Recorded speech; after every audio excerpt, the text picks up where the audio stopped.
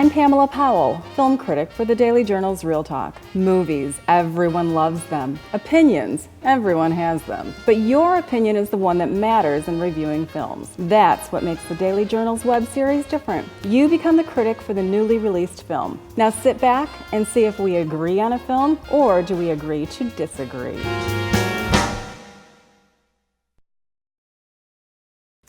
Thanks for joining us on the Daily Journal's Real Talk. I'm Pamela Powell. Today we have a unique opportunity to review a film that will be opening next week called Becoming Bulletproof. It's an amazing story about a collaboration between people with disabilities and people without disabilities to create short films. Previously, these group of people would get together in California at Zeno Mountain Farms to create short films for their friends and family. This year, however, they're raising the bar. They created a short film that would compete in film festivals across the country. And so far, they've won 10 awards, but we're still counting. Grim! Grim! Here to settle this, Grim. Let the girl go. We are not finished here. Okay, that's not your line. All right, cut it. Today we have Pete Worth with us to talk about the film Becoming Bulletproof and the founders of the Zeno Mountain Farm, Will and Pete Helby, and their wives.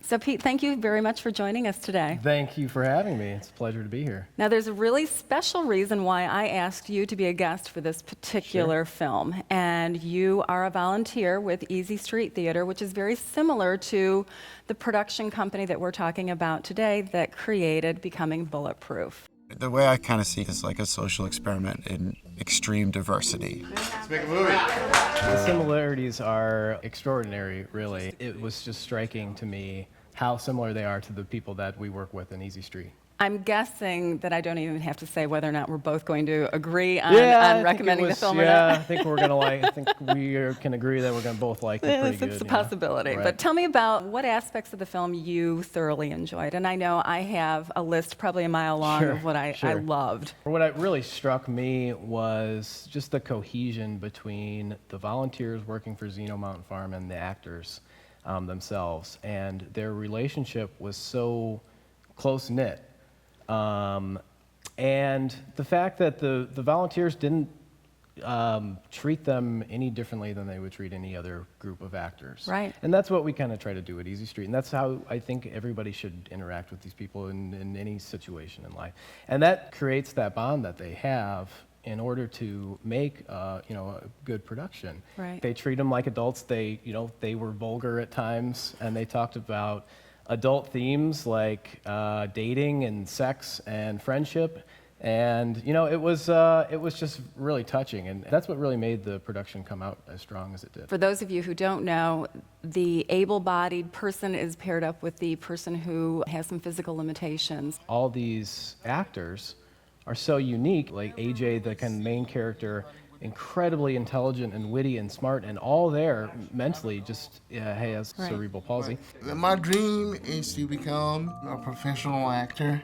Oh, I was waiting on an action. And has to literally have everything physically done for him. And then you meet other characters. Jeremy, who plays the main character, has Williams syndrome, which I had never heard of until watching this movie. Girls love the curls. Great acting ability. For the directors of Zeno to place each actor in their individual role is a challenge, but I think it's also a really fun part about it. I love playing that bad guy so much because I could be a really good actor to play the villain.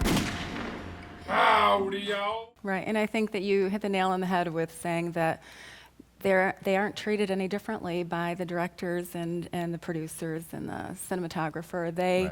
They wanted a quality project and product, and they made sure that they got that. Right. I love the fact that in this film you see a little bit of the final product, but you see the transformation, the journey that they take in order to get that final product. Right. And they are amazing with creating this fun environment and a polished product that you don't know these people have any disability at all.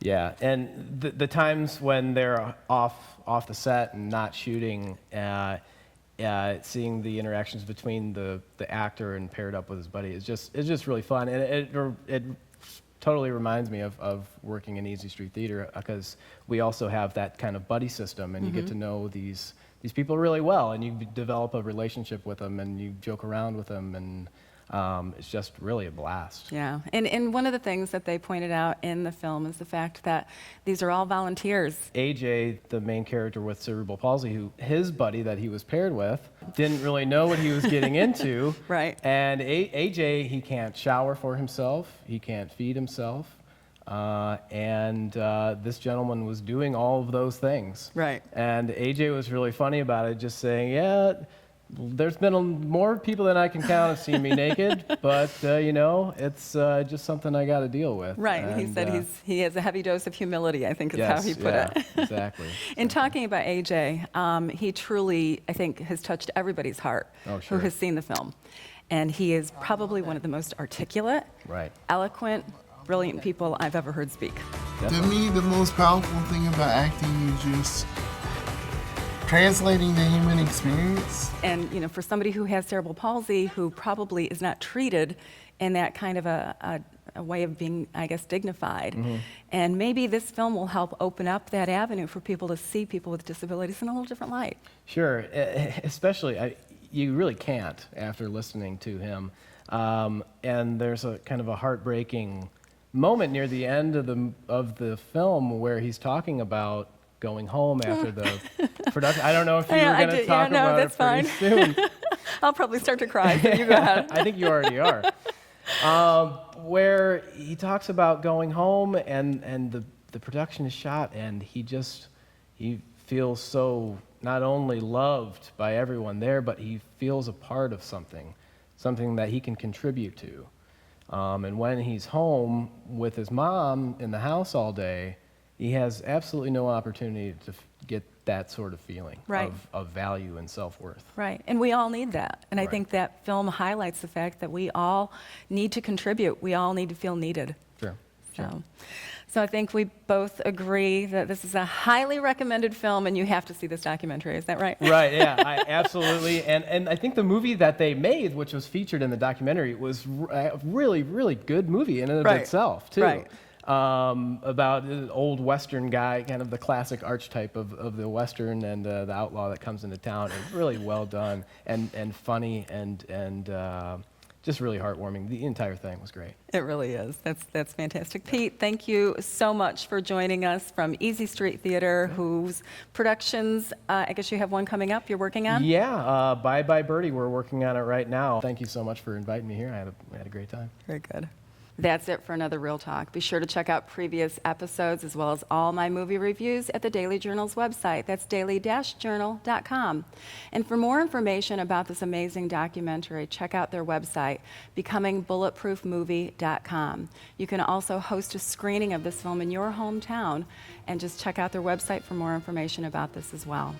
Tune in next week when Mark Mazremis joins me to talk about the 3D adventure about climbing Mount Everest based on a true story called Everest.